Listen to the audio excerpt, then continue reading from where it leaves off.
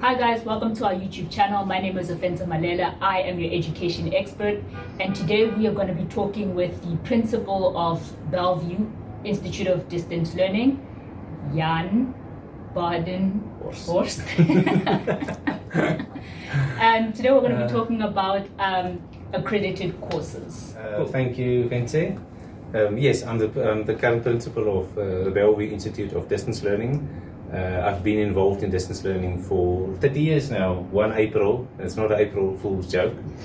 Accredited courses. So what can you tell us about accredited courses? What's the difference between a college being accredited and having accredited courses? Good question, because I think often people just ask, is it accredited, without enough understanding. And you kind of need to know which 3 questions to ask. Otherwise, you're going to ask, is it accredited? The person's going to say yes. But because you don't know what questions to ask, you're not getting the complete answer. At Bellview, there are 3 elements to accreditation. Like you said, in the first place, the question is the college accredited? It's an important question. The second question for me will be, is the program or is the course you're interested in accredited? An accredited college can legally offer a non-accredited course, and those are usually short courses. So if you're going to ask somebody, is it accredited? The person might hear you asking, is the college accredited? The answer is yes. You think you're studying an accredited course, and the answer on that would be no. So is the college accredited? Yes. Bellview is accredited by the QCTO, which is a government body for the kind of training we do. Post-matric accredited qualifications, certificates and diplomas, but not degrees. Also, in the case of those certificates and diplomas, the NATED programs, for a college to offer that legally, it must not only be accredited by the QCTO, the college must also be registered with the Department of Higher Education and Training, with their exams division, because exams are actually created and run by the Department of Higher Education and Training. So a college that offers NATED programs must have its QCTO accreditation, but it must have its exam number, which really is the same kind of accreditation process you go through. You know, we went through the accreditation process to get the QCTO accreditation, and very much went through the same process with the Department of Education to get the exam number. So both those things mean the college is fully accredited. And now if we look at the programs, those QCTO, those NATED programs, and there are, financial management, business management, educare, legal secretary, there's 7, I'm sure I can't remember all 7 streams, but yes, those 7 streams are the fully accredited college with the fully accredited program. Now, apart from the QCTO and the Department of Higher Education accreditation, Bellview is also accredited by the ICB. The ICB is the Institute of Certified Bookkeepers. They've been delegated to authority also by the QCTO to accredit colleges for their programs. So with ICB accreditation, you are at the same time accredited both to offer the program as well as for the exams. And the exams, the ICB exams, are also offered by the ICB. So you would study with a college, an accredited college, and when you must go and write your exam, you'll actually go to an exam venue organized by the ICB themselves. Yeah, and then if you look at those ICB programs, mostly they're business management, they're also financial management, their office administration, secretarial programs.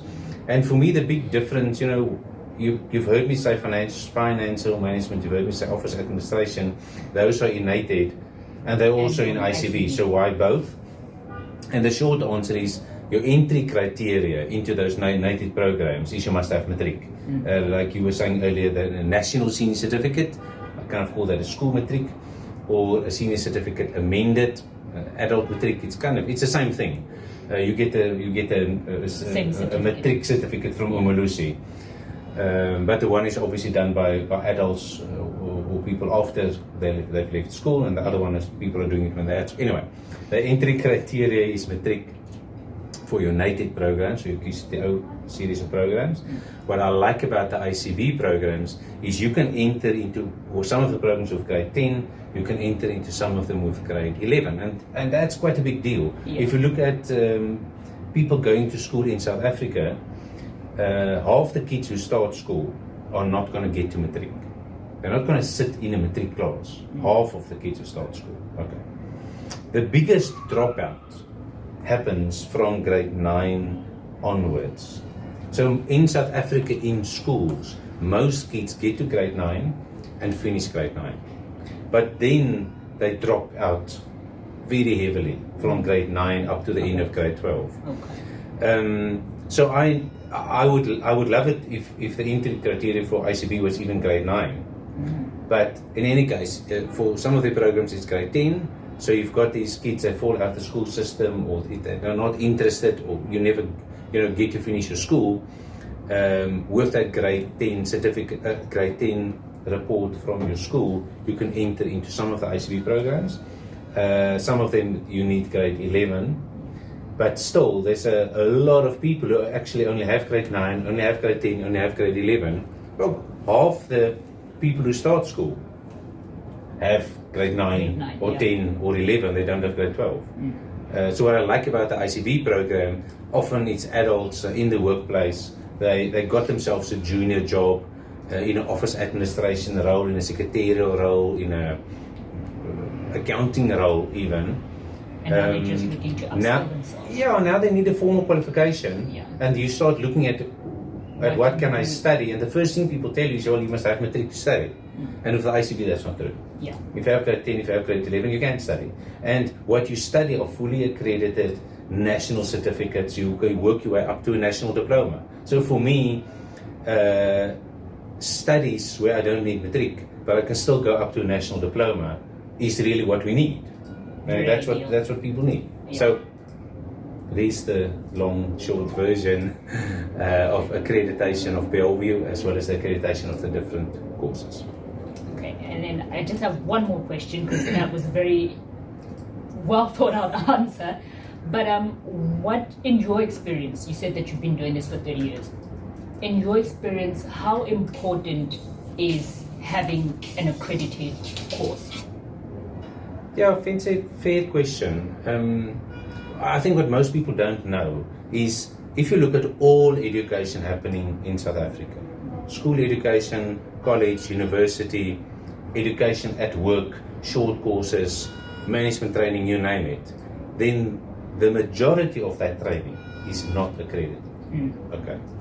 The fact that a course is not accredited doesn't mean it is bad.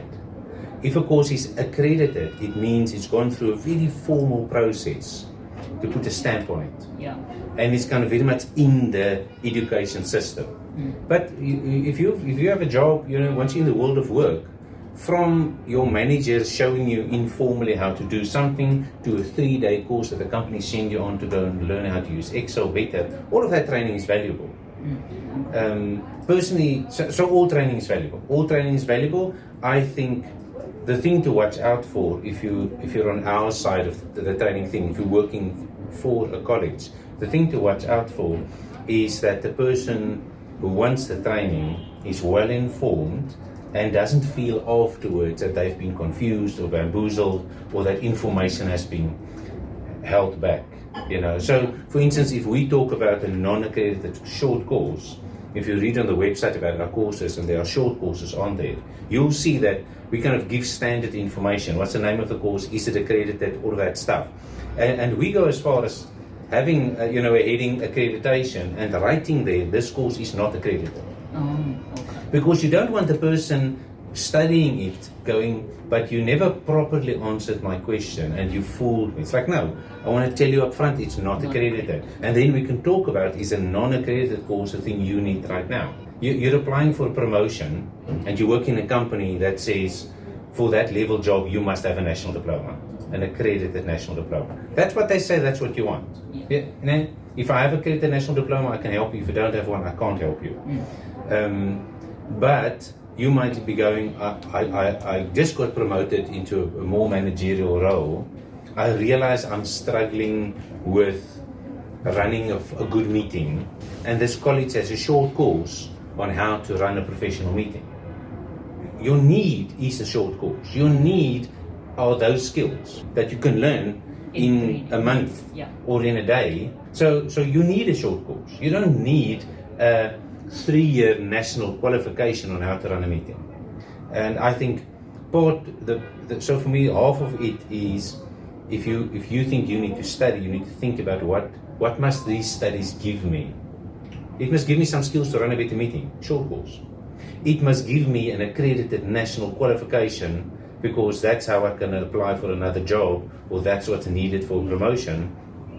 Then absolutely the conversation is about accreditation. So I think all training, all education is valuable. Everybody must take responsibility to not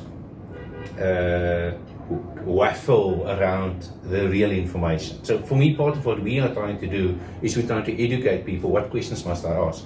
And that's kind of where we start. The question you ask, is the college accredited? By whom? A college can only be accredited by the QCTO, or by Umalusi, or by the CHE, the Council on Higher Education. Yeah. If the college is not accredited by one of those three, then you're probably then they're accredited by somebody that I don't know of. Yeah. Is the college accredited? Yes, no. If the college is accredited, the program I'm interested in, is it accredited? Yeah, can I see that the program is accredited?